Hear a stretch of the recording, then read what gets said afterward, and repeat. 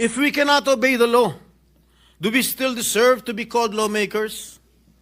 If we cannot respect the Constitution, do we still deserve the privilege of serving in public service? At kung ang Senado ay magmamatigas at hindi tutup din ang tuntunin ng batas, hindi ba tahas ang pagtalikod ito sa ating sinumpaang tungkulin? Kung hindi natin kayang igalang ang batas na tayo mismo ang nagtatanggol, hindi na po tayo nararapat dito. Na ganyan din ang nangyayari ngayon.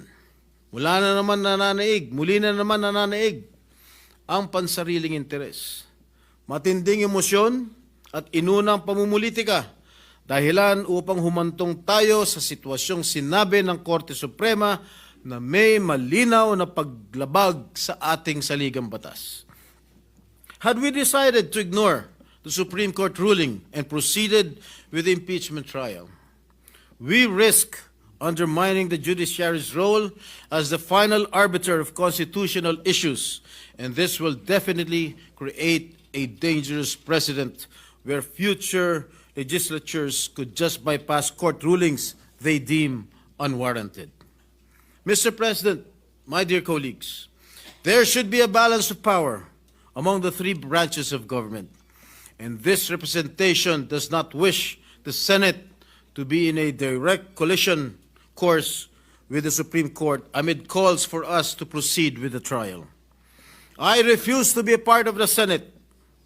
I refuse to be part of a Senate that defies the law, disrespects the courts, and undermines the very system of justice we claim to uphold. To my colleagues who insist on pressing forward, I ask these questions.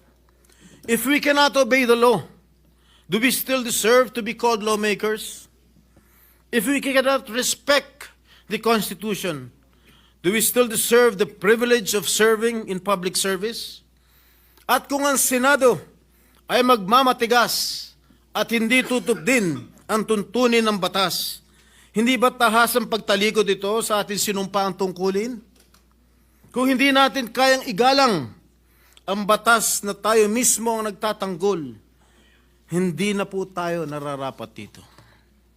Mr. President, political will, however passionate or burning within us, is not always the path we should take. There are moments when even our deepest convictions must kneel before the altar of the Constitution, when our desire for action must bow to the rule of law. Our strength as senators lies not in bending institutions to our will, but in bending ourselves to the will of our constitutional framework. Our true power is revealed not when we flamboyantly get our way, but when we gracefully accept outcomes that defy our preferences. Our honor rests in respecting and embracing decisions that contradict our personal beliefs. And our legacy is a democracy that works, preserved by our willingness to submit to something greater than our feelings, our pride, our ego, our very selves. Mr. President, let history show that I chose principle over pressure, law over lawlessness, and country over partisanship.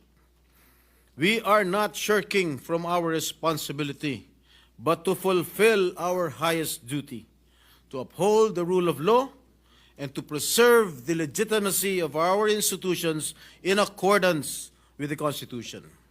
Mr. President, let us act not with haste, but with honor. Let us preserve our republic, not fracture it. I did not swear an oath to defend emotion. I swore an oath to defend our Constitution. Thank you, Mr. President.